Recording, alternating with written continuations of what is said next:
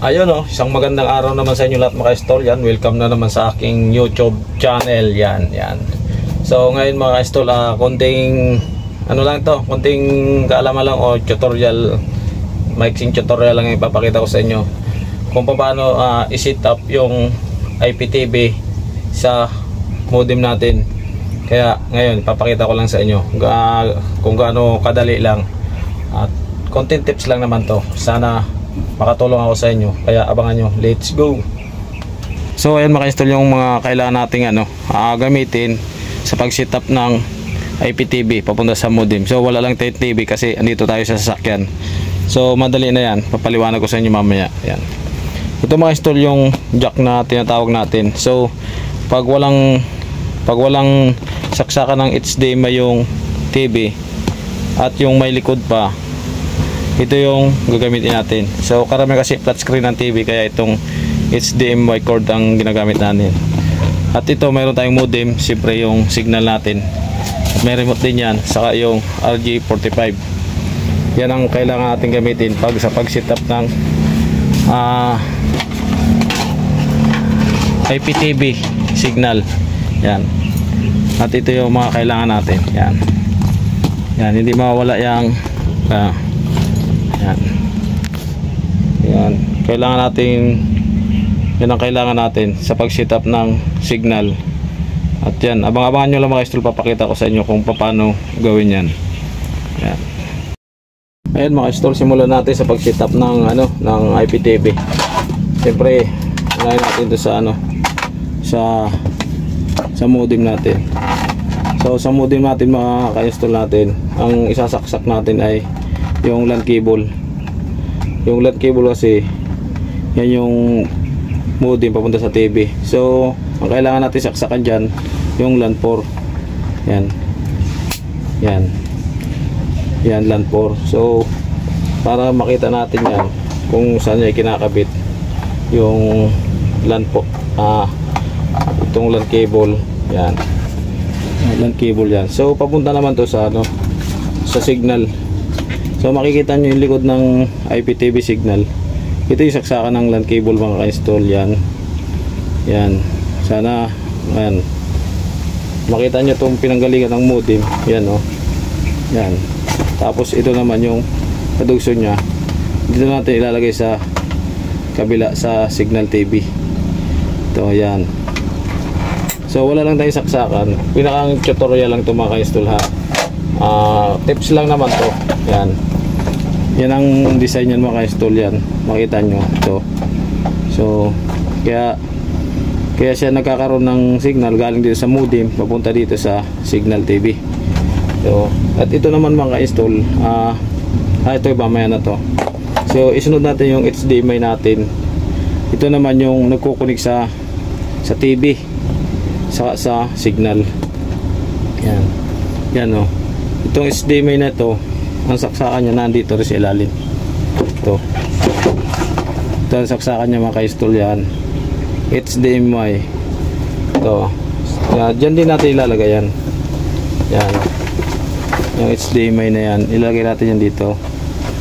Yan mga ka-install. Yan ang saksakan niyan, dalawa. Tapos itong modem, isa na lang yung nakasaksak sa kanya. Yung talagang LAN cable lang. Saka ito naman mga ka-install, yung dulo nitong dulo nito papunta naman ito sa TV na to. Kung anong HDMI ang sinaksakan nyo, yun yung lalabas sa TV. Kailangan i-click nyo lang yun para gumana yung TV. So tutorial lang ito mga ka-install ha. Wala tayong TV, siyempre dito na tayo sa sasakyan. Yan, ko lang to, tips lang. Yan. So nakapanood nyo na iba kong vlog na nagkabit ng IPTV. Ayan mga ka-install, makita nyo. Yan. HDMI, tapos LAN cable papunta sa LAN 4 ng modem. LAN cable din to. Yan.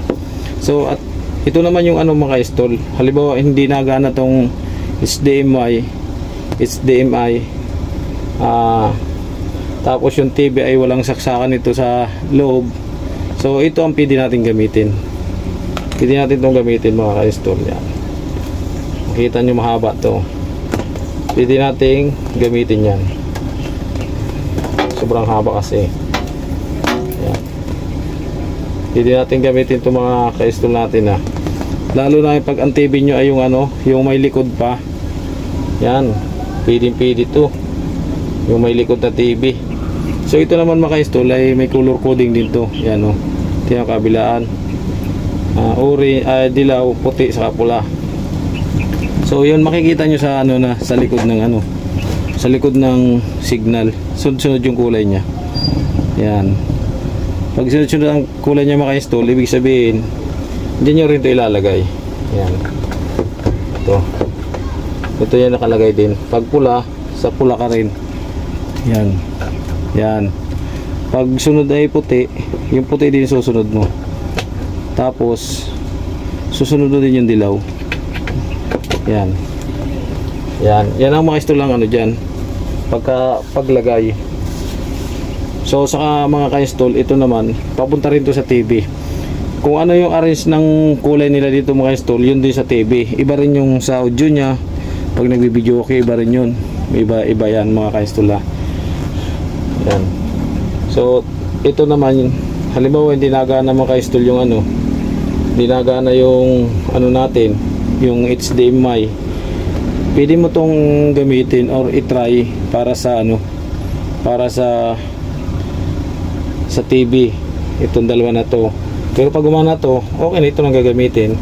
Ito kasi, lalo na pag yung TV nyo yung sinauna pa yung may likod, gagana to dyan siya. Ito, may separate din na saksakan na kagaya nito yung kulay-kulay sa TV. Nakabuko din yun. Kasi meron din yung yung sa mga audio. Pag maglalagay ka ng yung kung saan papunta, may kasi yan may UI, may BP, may PR. Hindi ko na alam kung saan yung ginagamit mga install. Basta ito yung tatlo lang. Yan, yung R audio, tapos L, tapos video. Ito na yung i-connect ko sa TV. Yan, susundan nyo lang yung kulay mga ka-install kasi yan color coding. Makikita nyo naman kasi hindi gagana yan. Yan, makikita nyo maka-install yan ang pagka-set up ng ng IPTV. Yan. So papakita ko rin yung harap sa inyo mga ka-install kasi may yan yung SIM card. Yan. Kita ko lang ito sa inyo yung harap. So at ito rin yung charger ng charger ng modem natin. Yan mga ka-install yung tamang paglagay ng nya, ng saksak. Yan mga ka-install yan. Sa LAN port lagi yan. LAN port yung para sa signal TV dyan. Tapos ito yan yung kanina, yung jack. Tapos yung HDMI. Tapos yung LAN cable na papunta dito sa modem. Kasi ito mga ka-install papunta sa TV. Yan. At ito sa TV rin to. Basta walang HDMI yung TV natin, ito ang gagamitin. Yan. Pero kung mayroon naman, siyempre ito lang gagamitin, mas madali rin. Tapos yung pag sinaw ng TV nyo, yung may likod pa, yan, yung ginagamit sa mga video okay, ito yung gagamitin natin kasi wala yung HDMI na saksakan sa likod. Ayan yan. Tingnan natin yung mga install yung harap nya. Yan. Ikutin natin, ikot-ikot lang yan mga install. Dito na tayo sa sasakyan. Tutorial ko lang ito mga install. Tinanggal ko lang sa box yung yung signal natin. Kakabit natin yan mamaya. Yan. Makita nyo maka-install. Ito yung modem natin. CT ito. Ano? CTE modem. Diba? Bago na naman modem natin. CTE na naman. Wala nang Huawei. Wala na namang IoT. So dito yung SIM card niya maka-install. Yan Yan. May SIM card yan. So kailangan lalagyan natin ng SIM card dyan para sa channel nya. Yan, SIM card dyan. Pagsaksak nyan mga install, may arrow naman yan, may guide siya papunta dito. Yan. Sa mga install, yung iba kasi nag-comment, wala kasi akong power dito mga install pag nag-vlog na lang uli ako, may oras kasi yan dito mga install. Yan, nalabas na oras pag ikinabit. pinalabas na oras yan eh. Ma-activate siya, malalaman nyo pag activated na pag yung tama na yung oras niya dito sa relo natin, sa orasan. Kasi yung iba, siyempre, ina-advise namin na huwag papatayin yung yung signal TV. Pero siguro nakakalimutan. Madi-deactivate ulit yung niya, yung pagkarga ng ng modem na signal. Pag kinakarga niya kasi ng channel tong signal TV, tapos si signal TV naman siya naman magbibigay ng channel sa TV. Yan. Ayan maka-install, simple lang. Yan yan, okay na yan. Makita nyo namin pagka-sit up ng ka-install. Yan yan. Kunting kaalaman lang ito maka-install Yan. Ayan konting kaalaman lang ito maka-install. Siyempre kung ano yung nalalaman ko dito, ibabahagi ko rin sa inyo. Yan ito yung LAN cable. Yan, tapos ito HDMI jack, single guard. Yan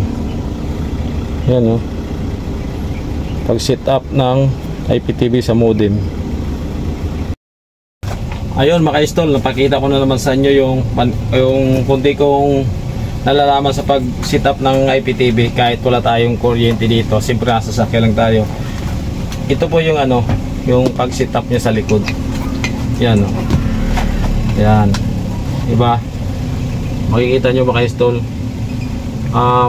sa modem papunta sa signal TV. Siyempre yan ang connection niya para sa signal.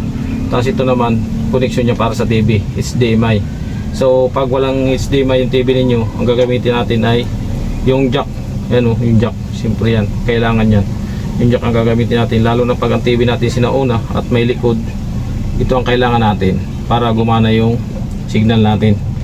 Ayan, yan Yan. So ito yung harap. Pinakita ko na sa inyo to kanina mga install. Yan. Set up na yan mga install. Yan. Hindi ko na to tatanggalin kasi kakabit na namin to mamaya. Hindi ko lang kung makakapag-video kami. Siyempre bago kami yung video, magpapaalam muna kami sa subscriber kung pwede. Yan. Kung hindi, wala tayong magagawa kasi nila yun desisyon. Yan. Yan, sana makatulong yung munting video ko sa sa inyo, or para naman mabahagi ko kung ano yung nalalaman ko sa trabaho ko, ganyan. Yan. Ayan mga ka-install, hanggang dito na lang yung munting video ko. So ito nga pala yung remote nya. Yan. Hanggang dito na lang yung munting video ko mga ka-install. Yan. Maraming salamat sa lahat ng sumusuporta. Yan, thank you. Yan.